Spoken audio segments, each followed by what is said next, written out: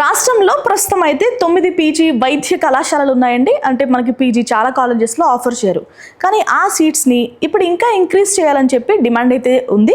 So దానికి అనుగుణంగా సీట్లు కూడా ఈ అకాడమిక్ ఇయర్ అంటే 2026-27 అకాడమిక్ ఇయర్కి సంబంధించి సీట్లు కూడా డబుల్ అయ్యే అవకాశం ఉందంటూ కూడా వార్తలు అయితే వస్తున్నాయి. దానికి సంబంధించిన అప్డేట్స్ ఒకసారి ఈ వీడియోలో చెక్ చేద్దాం. రాష్ట్రంలోని ప్రభుత్వ వైద్య కళాశాలల్లో 2026-27 విద్యా సంవత్సరంలో పీజీ సీట్లు పెరగబోతున్నాయి. ప్రస్తుతం 9 ప్రభుత్వ వైద్య కళాశాలల్లో పీజీ కోర్సులు అందుబాటులో ఉన్నాయి. వీటిలో 1266 సీట్లు ఉన్నాయి.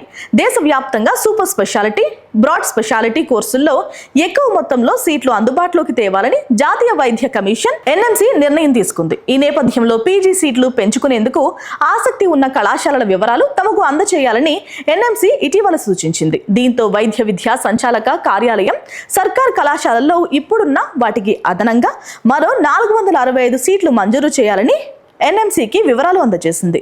వీటిలో సగం సీట్లను అనుమతించిన రాష్ట్రంలో ఈసారి సర్కార్ పీజీ సీట్ల సంఖ్య 1500 వరకు చేరుకునే అవకాశం కనిపిస్తోంది.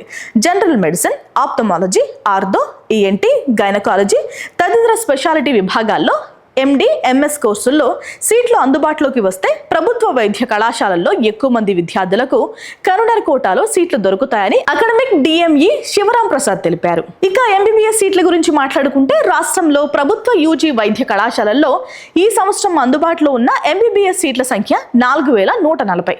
ఈ మేరకు సీట్లు, కళాశాలల్లో కల్పించిన సౌకర్యాల వివరాలను జాతీయ వైద్య కమిషన్ కు వార్షిక నివేదికలో డిఈఎం సమర్పించింది. ఎండి, ఎంఎస్, బ్రాడ్ స్పెషాలిటీ సీట్లు 1266 ఉన్నాయని, సూపర్ స్పెషాలిటీ సీట్లు 127 ఉన్నట్లు నివేదికలో పొందుపరిచారు. కొన్నేళ్లుగా రాష్ట్రంలో యూజీ వైద్య కళాశాలల సంఖ్య పెరుగుతూ వస్తోంది. కొత్త కళాశాలన్నింటిలో ఒక బ్యాచ్ పూర్తయ్యే వరకు డిఎంఈ ప్రతి సంవత్సరం ఏడీఆర్ సమర్పించి 2వ సంవత్సరానికి అనుమతి తీసుకోవాల్సి ఉంటుంది.